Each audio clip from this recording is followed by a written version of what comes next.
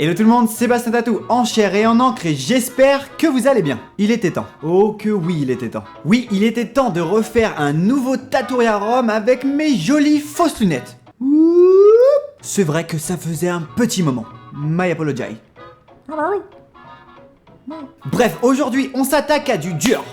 Ouais, du très très dur. On va parler du polynésien. Mais attention. Oui, je dis attention parce que je pourrais en parler des heures tellement l'histoire est large. Oui, car le polynésien a énormément d'histoire. Et dans ce Tatouarium, je vais vous présenter quelques symboles. Du coup, je vais simplifier cette vidéo et vous proposer des significations très connues dans le polynésien. Les tatouages polynésiens ont un vrai sens culturel et indiquent la personne que vous êtes et le sens de votre vie. Il vient de l'intérieur, il est un peu comme votre identité. Et chaque histoire est unique. Mais il faut savoir que dans la pure tradition, le tatouage polynésien ne se décide pas. C'est l'homme polynésien et plus particulièrement marquisien qui décide selon votre personnalité l'histoire qui dessinera sur votre peau. Et déjà à ce que j'ai pu découvrir, la légende raconte qu'un jour, Et oui, un jour, et je sais pas pourquoi je parle comme ça.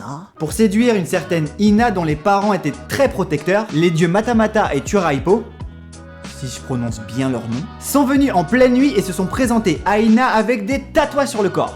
Du moins avec des dessins sur leur corps. Ina aurait été très séduite par leur histoire sur leur peau et les dieux auraient gagné son cœur comme ça. Et du coup par la suite d'autres hommes ont décidé de les imiter et les dieux Matamata et Turaipo ont décidé de leur enseigner l'art du tatouage. C'est comme ça que c'est arrivé. Le tatouage polynésien. Et ouais. À ce que la légende raconte. C'est pas moi qui le dis. C'est la légende.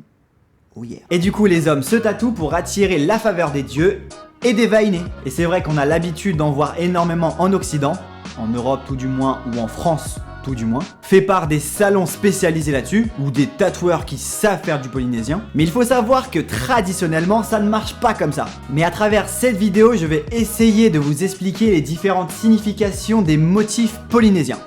Donc c'est parti. Enfin si t'as envie. En commençant tout simplement par l'un des plus connus, le tiki. C'est ça. Alors qu'est-ce que c'est le tiki? Le tiki est une représentation humaine des demi-dieux. Il a un rôle très important dans la culture polynésienne et les différents organes du tiki sont souvent séparés pour représenter un visage. Par exemple, le nez du tiki représente le danger qui arrive. C'est sûr que si je suis en pleine mer en Polynésie, j'aimerais bien voir arriver un requin. Du moins le sentir. Parce que j'ai un petit peu peur des requins, mais bon ça... Mais surtout le tiki est un porte-bonheur qui protège des dangers et des mauvais esprits. Bah oui. Bref, il représente la puissance et la masculinité. Yes. Le second symbole dont je vais vous parler est la croix marquise. Marquisien, marquise, t'auras compris le topo. Et ça ressemble à ça. Très populaire et très utilisée dans le tatouage polynésien, cette croix marquise représente l'équilibre entre les éléments et l'harmonie. Et il paye ton flash lumière à cause d'une fenêtre juste en face de moi. Je sais pas si t'as vu sur le plan d'avant, mais...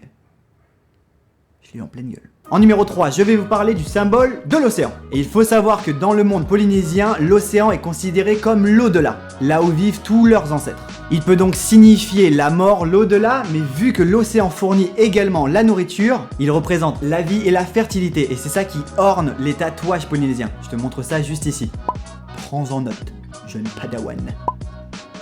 3, 2, 1. Donc si tu me suis, le symbole de l'océan est souvent utilisé comme complément d'un autre tatouage polynésien. Il orne le tatouage polynésien. Et qui dit océan dit dents de requin. Et moi j'aime pas les requins. Du moins j'ai peur des requins. Mais c'est vraiment très joli. Et je crois bien qu'un tatou sur deux polynésien a des dents de requin. Ouais c'est sûr, mais moi j'ai peur des requins. Et pour la petite anecdote, elles sont appelées en langue polynésienne Niamano. Voilà. Elles représentent l'abri, les conseils et le pouvoir.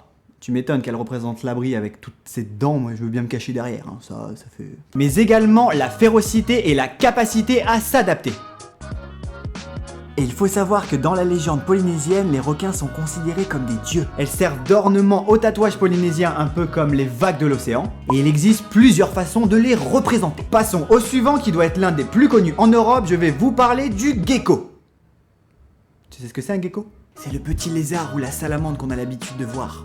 Tu sais celle-là.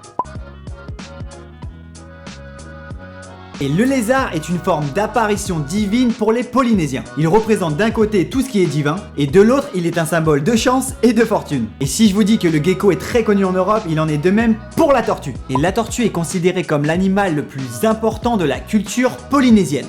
Rien que ça.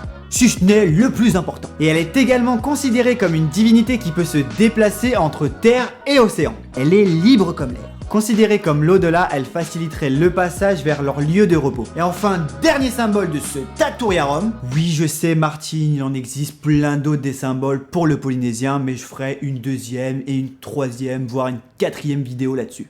Je pouvais pas tout faire dans un condensé de vidéos. Eh ouais, mon pote. Bref, dernier symbole et pas des moindres, la Raimanta. La Raimanta représentant la liberté, l'humilité, la sagesse de ne pas montrer sa propre puissance. Elle représente tout simplement le calme et le désir de rester dans l'ombre. Ceux qui possèdent ce tatouage sont donc des personnes qui réfléchissent avant d'agir. Bref, vous l'aurez deviné, le tatouage polynésien a beau avoir connu un effet de mode énorme en Europe ou en Occident, il en est pas moins traditionnel et très important de la culture tatou. Culture. Il a une vraie histoire, mais ne vous inquiétez pas, j'en reparlerai plusieurs fois. Comme je l'avais dit juste avant Martine. Et oui, car il existe des livres entiers là-dessus, et c'est pas avec ma petite vidéo de quelques minutes que je peux vous faire un condensé de ce que c'est que l'art polynésien. C'est pas possible. Je fais de mon mieux, mais je le ferai en plusieurs vidéos. En gros, je résume dans cette vidéo quelque chose qui ne se résume pas vraiment. Ok les padawans? Bref, cette vidéo est déjà terminée et ça m'a fait extrêmement plaisir de refaire un nouveau Taturiarum. Ça faisait un bail, c'est vrai. Donc si tu as aimé, laisse un maximum de commentaires juste en dessous. Et si tu as un tatouage polynésien, n'hésite pas, commente, partage et diffuse tes photos sur ma page Facebook, ou mon Snapchat, ou mon Instagram. Je vous attends, ajoutez-moi et on va discuter le plus possible. Et comme d'habitude, si vous avez kiffé cette vidéo, laissez un maximum de pouces tatoués. 1 plus 1 égale 2, 2 plus 2 égale 4 et on peut aller jusqu'à 4000 comme ça. Comme d'habitude, je crois en vous les padawans. Yeah. Bref, on se retrouve la semaine prochaine pour une prochaine vidéo et d'ici là, portez-vous bien. Il est donc grand temps pour moi de partir. C'était Bastien Tatou pour vous servir.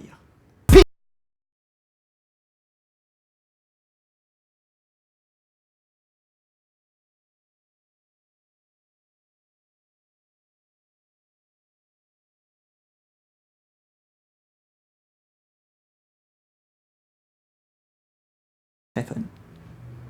Non?